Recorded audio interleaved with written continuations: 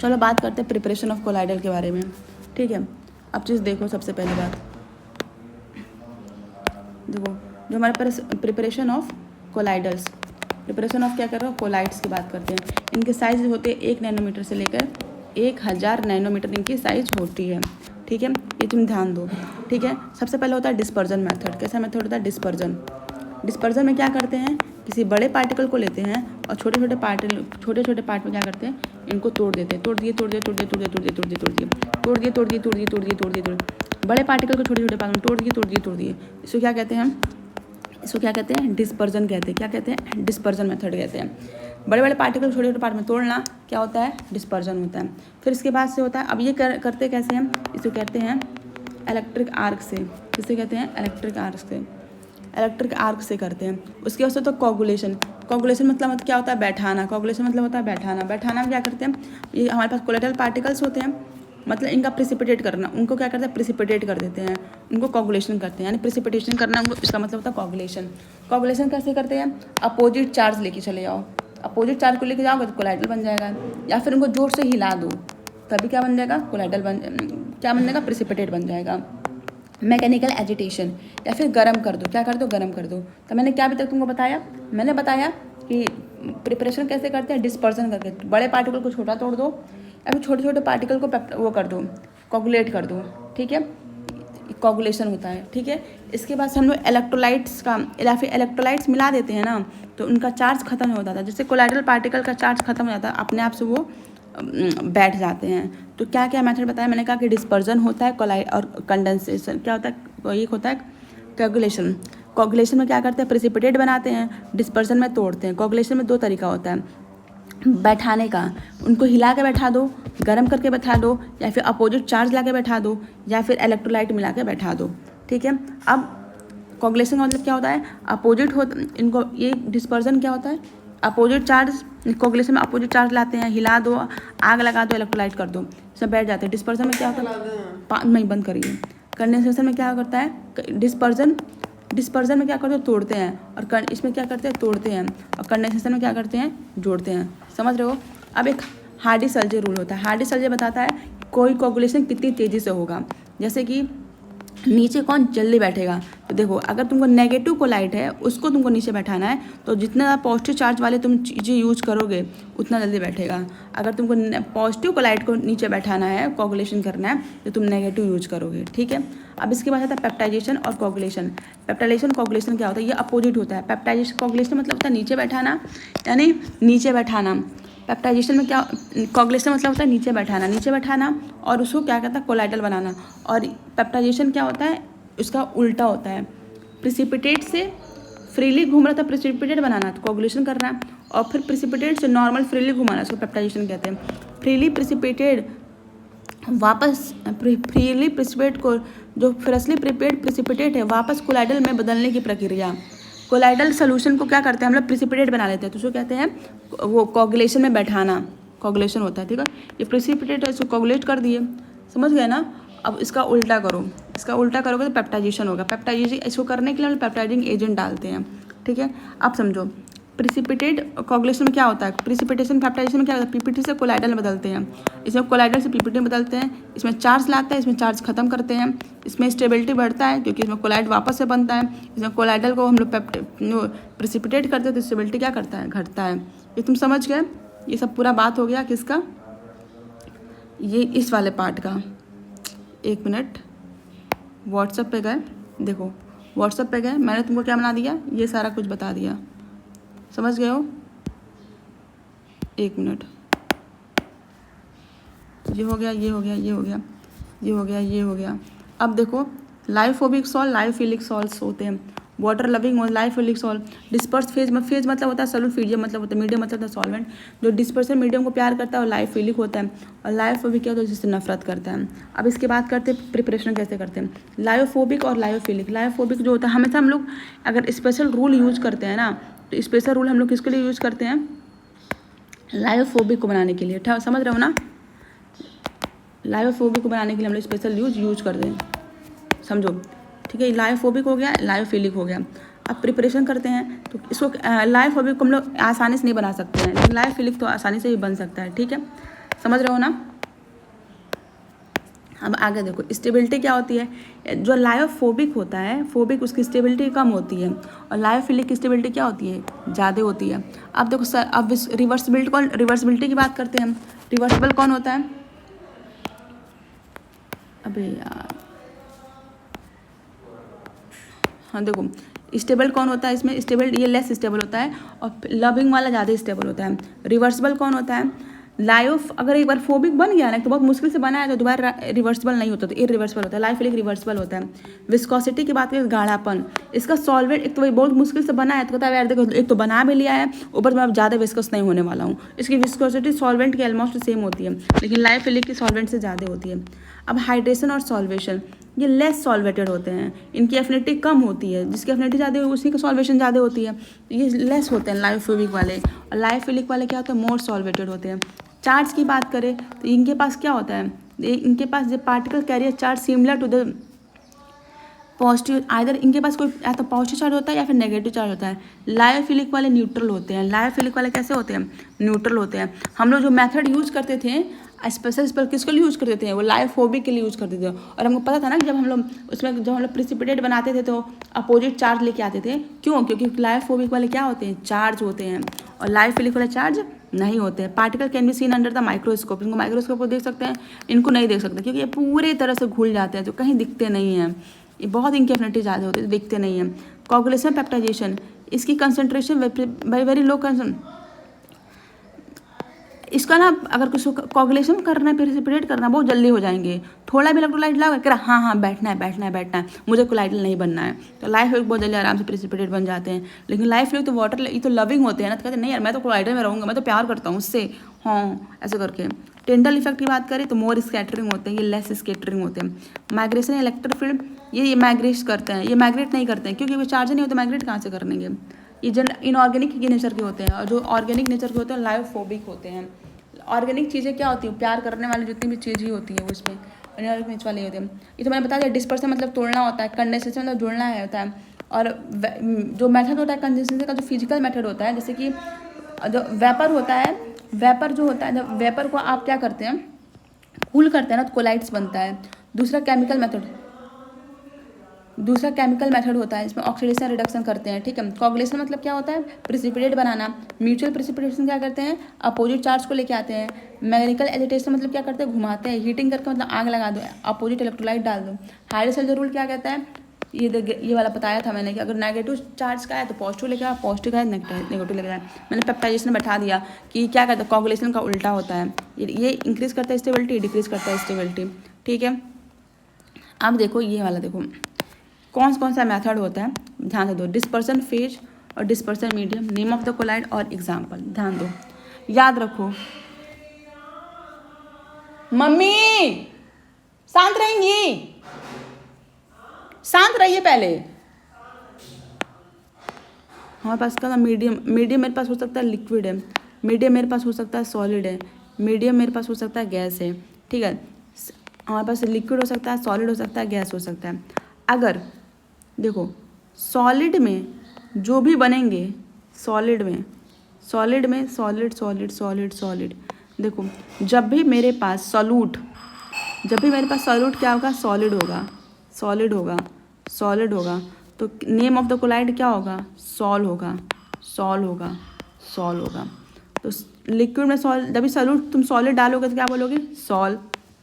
अब लिक्विड में जब तुम सॉलिड डालोगे तो सॉल, और सॉल में सॉलिड बोलोगे तो सॉलिड सॉल, और गैस में डालोगे तो क्या बोलोगे, एरोसॉल। इतना याद हो गया। देखो 6 7 8 है, 8 में से मैं तुमको 3 याद कराती हूँ। अब देखो सॉलिड को, अब देखो लिक्विड में अगर तुम क्या करते हो, लिक्विड में सॉलिड डालते हो तो कहोगे सॉल, चुपचाप। अब सॉलिड में सॉलिड डालोगे तो कहोगे सॉलिड सॉल। अब उसके बाद से अब गैस में सॉलिड डालोगे तो कहोगे एरोसॉल। याद हो गया, तो हमको ये याद हो गया। 1 मिनट, ठीक है। तो हमको एरोसॉल, सॉल और सॉलिड सॉल, तो ये कब होता है, जब डालते हैं तो इसका गोल्ड सॉल होता है। हम एलॉय मिलाते हैं, एरोसॉल मतलब स्मोक, याद होगा, एरोसॉल मतलब स्मोक, और एलॉय इमल्सन क्या होता है। अब देखो ये तो तुमको याद होगा, लिक्विड प्लस लिक्विड, मिल्क जो होता है वो एक इमल्सन का एग्जाम्पल। तो मिल्क इमल्सन याद हो गई, तो मिल्क क्या होता है, इमल्सन हो गया। तो तुमको मैंने 4 याद करा दिया, अब 4 बचा है। अब देखो, अब क्या करो, बहुत सारे यहाँ पे लिक्विड है, लिक्विड में क्या करो, गैस डालो, तो क्या बनता है, फोम। फोम सोप लेते होता है, उसमें क्या करता है, बहुत सारे लोग लोग लिक्विड लेके आते हैं और उसमें से क्या करते हैं, हल्का सा गैस भर के, यहाँ से गैस भर के क्या करते हैं, डालते हैं, तो क्या बनता है, फोम, सोप लेदर।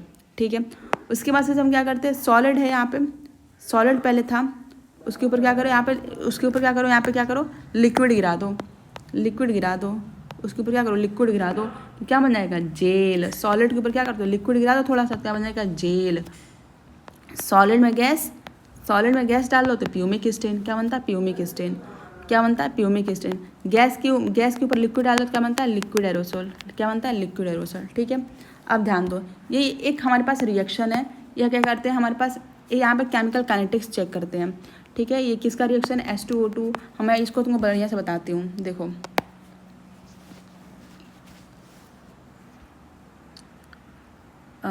इसका तुम स्क्रीनशॉट ले लो, इसको तुम समझ लो, इसका स्क्रीनशॉट ले लो इसका। ठीक है, अब यहाँ पे देखो होता क्या है कि देखो, इसमें केमिकल काइनेटिक्स से केमिकल का ये जो मैं बोल रही हूँ पढ़ना, होता क्या है कि जब मैं समझो, हाइपो सोल्यूशन किस लिए डालते हैं, इसमें क्या क्या है, देखो केमिकल काइनेटिक्स से जुड़ा हुआ, जिसका मकसद ये है समझाना है कि आयोडीन आयन की मात्रा कंसंट्रेशन बदलने पर रिएक्शन की रफ्तार पर क्या असर पड़ता है। ये जो हम रिएक्शन पढ़ने जा रहे हैं, पता चलता है कि आयोडाइड आयन का अगर आप कंसंट्रेशन बदल देंगे तो रिएक्शन पे क्या फ़र्क पड़ेगा। ये वाला पेज पढ़ रही हूँ मैं। ठीक है, मेन रिएक्शन क्या है, हाइड्रोजन पर ऑक्साइड आयोडाइड आयन के साथ रिएक्शन करता है। कौन, हाइड्रोजन पर ऑक्साइड आयोडाइड आयन के साथ रिएक्शन करता है। यहाँ पे हाइपो का रोल क्या है, हाइपो जो होता है, पैदा हुई जो आयोडीन है, देखो क्या होता है, हमारे पास कौन होता है, हाइड्रोजन पर ऑक्साइड जो होता है वो आयोडीन के साथ रिएक्शन करता है। कौन रिएक्शन करता है, हाइड्रोजन पर ऑक्साइड आयोडीन के साथ रिएक्शन करता है। उसके पास उसमें हम लोग क्या डालते हैं, हाइपो डालते हैं। जब हमारे पास जो पैदा हुई आयोडीन का तुरंत ख़त्म करने के लिए इसमें सोडियम थायोसल्फेट डालते हैं और इसे हाइपो भी कहते हैं। ठीक है, इसमें होता क्या है, देखो मेन रिएक्शन, सबसे पहले क्या होता है, हाइड्रोजन पर ऑक्साइड जाता है, आयोडीन के साथ रिएक्शन करता है। ठीक है, और मान लो हाइड्रोजन पर ऑक्साइड आयोडीन के साथ रिएक्शन कर दिया, फिर भी अगर मान लो कुछ आयोडीन बच गए तो उसमें हाइपो होता है, जिसको कहते हैं सोडियम थायोसल्फेट, जिसमें बचे हुए हाइपो आयोडीन को तुरंत खत्म करने के लिए यूज होता है। जब तक हाइपो मौजूद है तो आयोडीन के साथ रिएक्शन करती रहती है। सोल्यूशन का रंग नहीं बदलता है। रंग कब बदलता है, जब तक सोल्यूशन में हाइपो मौजूद रहता है, आयोडीन के साथ रिएक्शन करती रहती है, सोल्यूशन का रंग नहीं बदलता है। सोल्यूशन का रंग नहीं बदलता है तो सोल्यूशन का रंग नहीं बदलता है। रंग कब बदलता है, जब सारा हाइपो खत्म हो जाता है, बची हुई आयोडीन स्टार्च इंडिकेटर के साथ रिएक्शन करती है, जिसकी वजह से इंटेंस ब्लू कलर आता है। निष्कर्ष ये है कि हम अगर आयोडीन का कंसंट्रेशन बढ़ाते हैं तो नीला रंग जल्दी आता है। इसका मतलब है कि आयोडीन की मात्रा बढ़ाने पर रिएक्शन की रफ्तार बढ़ जाती है। ठीक है, जैसे कि स्टार्च एक इंडिकेटर है यहाँ पे, इसका काम यही सिर्फ बताना है कि रिएक्शन कब पूरी हुई है। इसको हम लोग क्लॉक रिएक्शन भी कहते हैं, आयोडीन क्लॉक रिएक्शन भी कहते हैं। जैसे रिएक्शन में हाइपो खत्म हो जाता है, वो स्टार्च के साथ मिलकर तुरंत नीला कलर दे देता है। ठीक है, समझ रहे हैं। अब देखो मैं तुमको दिखाती हूँ ये, अब समझो, अब तुमको ये PDF समझ में आएगा। एक मिनट।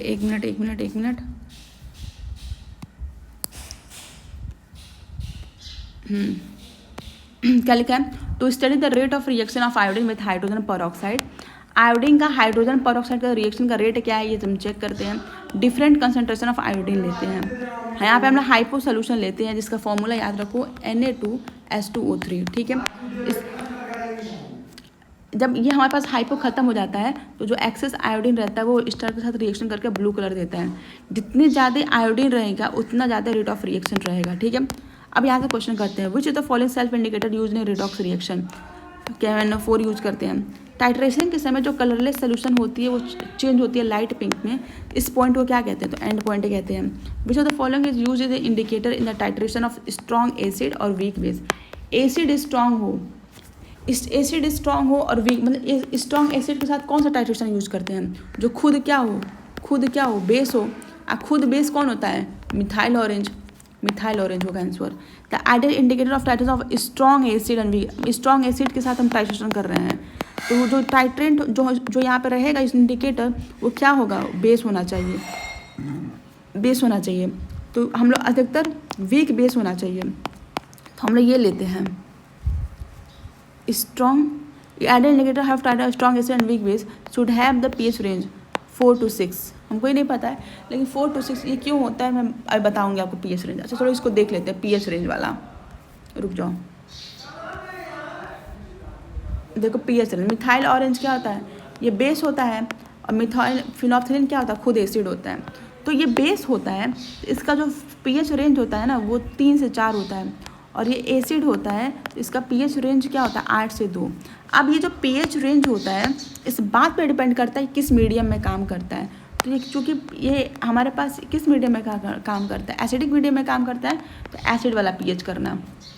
जिस मतलब इफेक्टिव पीएच का रेंज का मतलब होता है किस मीडियम में किस रेंज में काम करता है। और देखो फिनोल्फथालीन बेस एसिड होता है तो बेस में काम करेगा, तो बेस वाला पीएच बोलना। लेकिन क्या करना, बहुत खतरनाक बेस वाला पीएच मत बोलना। हम ये कहते हैं कि हाँ स्ट्रॉन्ग बेस और वीक एसिड, लेकिन हम जब पीएच बोलना ना तो नॉर्मल बेस वाला बोलना, नॉर्मल एसिड वाला पीएच बोलना। 3-4 हो गया, 8-10 हो गया, समझ गया। तो क्या याद करना है, मिथाइल ऑरेंज खुद कैसा होता है, बेस, खुद कैसा होता है बेस, तो कलर किस में गाढ़ा शो करेगा, एसिड में, ठीक है। और पीएच रेंज किस में देखेंगे, एसिड वाला देखेंगे, और कौन सा, नॉर्मल पीएच रेंज, नॉर्मल वाला। फिनोल्फथालीन क्या होता है, एसिड होता है, तो किस में काम करेगा, बेस में, और पीएच रेंज कौन दोगे, नॉर्मल पीएच रेंज। अब ये क्वेश्चन कर सकते हो, देखो देखो पीएच रेंज का क्वेश्चन अब तुमसे हो जाएगा। अब देखो क्या बोला था कि indicator you titrate of strong acid और वीक बेस। स्ट्रॉन्ग एसिड के लिए कौन यूज करेंगे, स्ट्रॉन्ग एसिड है, तो जो हम लोग टाइट्रेशन के लिए इंडिकेटर यूज करेंगे वो बेस होना चाहिए। अब बेस कौन होता है, मिथाइल ऑरेंज। और मिथाइल ऑरेंज के लिए पीएच रेंज कौन सा है, normal pH range. Methyl orange के लिए ये बेस होता है, तो हम लोग क्या करते हैं, स्ट्रॉन्ग एसिड वाला पीएच रेंज यूज करते हैं। नॉर्मल 4 से 6 दिया है बस आंसर। बस याद रखो the concentration of HCl is इतना, required titration of HCl। Calcium hydroxide है ऑफ 10 × 0.5 × 2, इसका मोल हो गया। अब हमको 50 ml HCl है, of titration find the concentration. HCl का कंसनट्रेशन कितना है नहीं पता है, और इसका कंसनट्रेशन हमको पता है, ठीक है। और फिर हमको इसका पता है मोल फैक्टर H+Cl-, एक H+ देगा, ये 2 देगा, एन फैक्टर इसका 2 है। इसका मोल इतना हो गया, तो इसका मोल पता करो, या फिर इसका कंसनट्रेशन पता करो। तो ये हो जाएगा 1/2, 2 × 5 = 10, 5 × 2 = 10। इसको देखना पड़ेगा यार कैसे करेंगे। The reaction of iodine with hydrogen पर ऑक्साइड जो होता है हाइपो वाले में, वो फर्स्ट ऑर्डर रिएक्शन होता है, ठीक है। अब देखो लायोफिलिक सॉल्ट्स जो होते हैं more stable then lyophilic salt. हाँ, when the compared to lyophobic salt colloidal particle life are heavily hydrated। Lyophilic वाले ज़्यादा हाइड्रेटेड होते हैं, लायोफोबिक कोलाइडल पार्टिकल, ये तो सही है, दोनों सही है। Lyophobic salts are easily coagulated, lyophobic वाले, हाँ क्योंकि कोगुलेशन करोगे तो खराब हो जाएगा, इनको खराब होना पसंद है। Particle present in them an aggregate, हाँ coagulation present in them some closer form aggregation. फिर हीट ऑफ हाइड्रेशन पूछा है, हीट ऑफ न्यूट्रलाइजेशन पूछा है, पीएच रेंज पूछा है, ठीक है। ये सब क्वेश्चन है, कर लेना, ठीक है। Thank you.